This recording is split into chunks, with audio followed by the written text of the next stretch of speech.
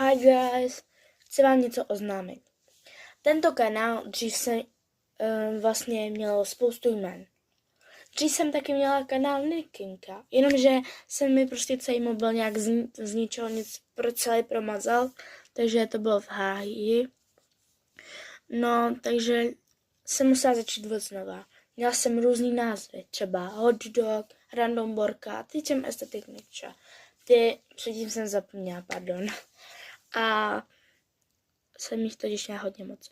A vlastně dneska ve 2 to Random Borka jmenovalo. Ale mělo to vlastně jenom, nebo ne jenom, ale prostě chápem se, 658 odběratelů. Jenomže když jsem změnila, že to je Aesthetic Nicha a dala na YouTube oznámení, že se to mění, už to nebude různorodý, jako samozřejmě to tam asi někdy padne, ale bude to víc aesthetic. Pokud jste to neviděli, tak se asi běžte radši podívat, abyste se pak nedivili. A a teď ten kanál měl třeba hodinu zpátky měl 671 odběratelů a teď má 681 odběratelů.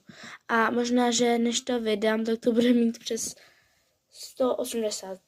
Já tady pořád říkám 681 přes to, protože pardon, se v tom hrozně motám, protože pro mě je to hrozně složitý. A ještě jsem viděla takový video o kece, že tvoje jméno, tvůj věk, tvoje kecaj členka. No a do komentářů tam napsala nějaká holka, prosím uděláš Ethereum, či? Není to žádný hate, jenom to říkám. A vlastně pak tam potom nějaká Eliška napsala, že to není fair, že takhle bys to každý mohl určit. Na což jsem s tím souhlasila, nic jsem jí nenapsala, ale napsala jsem tý ST, nebo ne napsala, ale prostě do komentářů, že to neudělám, ale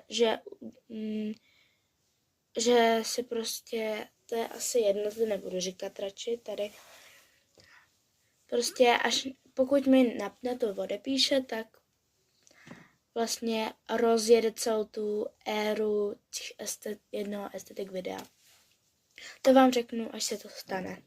Pokud se to nestane třeba do týdne, 2, možná dřív, já jsem totiž netrpěla, tak to udělám sama. Ale já si myslím, že na to odpoví. Tak jo. A začnu dělat edity na různé kanály. Pa, pa.